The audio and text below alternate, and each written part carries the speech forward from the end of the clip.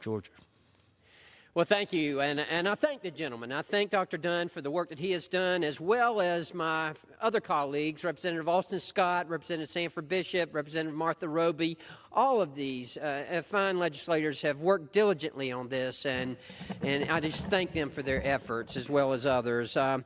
Madam Speaker, I have the honor and the privilege of representing the 1st Congressional District of Georgia. The 1st Congressional District of Georgia includes the entire coast of Georgia, over 100 miles of line. We have a lot to be thankful for, a lot to be proud of. 2 major seaports. We have 4 military installations, Moody Air Force Base, Kings Bay Naval Base. We have Fort Stewart. We have Hunter Army Airfield. We have the Federal Law Enforcement Training Center. We have 2 Coast Guard stations, one in Savannah, one in Brunswick.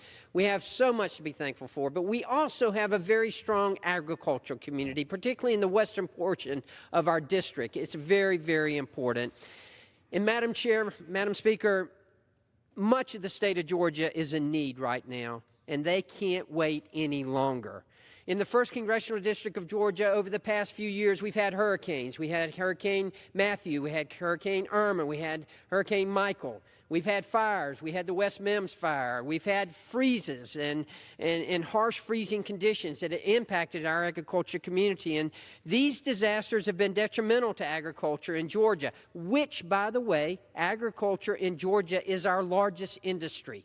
That's very important, and very important in the 1st District. In fact, just to be specific, blueberries, which are one of the major, the leading fruit now in the state of Georgia. Blueberries alone make up a $1 billion industry. That's billion with a B. $1 billion industry.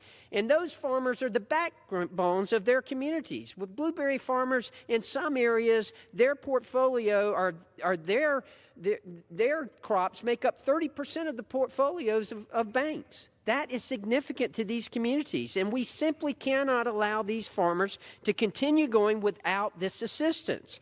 The banks are waiting for many of these farmers to repay their loans. They're waiting to, it's putting them in jeopardy of not being able to farm next year and putting entire rural economies at risk. When you put 30% of your portfolio at risk, you're putting your community at risk. Congressional inaction on this is absolutely unacceptable. The Senate's failure to pass disaster aid last week was one of the worst moments that I've experienced in Washington since I've come to Congress. These people need assistance, Madam Chair. They need assistance. We need to help them. The American farmer feeds the world. Georgia farmers are an integral part of this. Blueberries are an important crop in our district. Agriculture is the #1 industry in Georgia. It is time for us to respond to this. This is what we are to do as members of Congress. We cannot simply ignore this. It will not go away. We need these farmers. They need our help, and we need to respond. And I encourage all of my colleagues to support disaster aid. And I yield back. Madam Speaker, I thank my good friend, Representative Carter.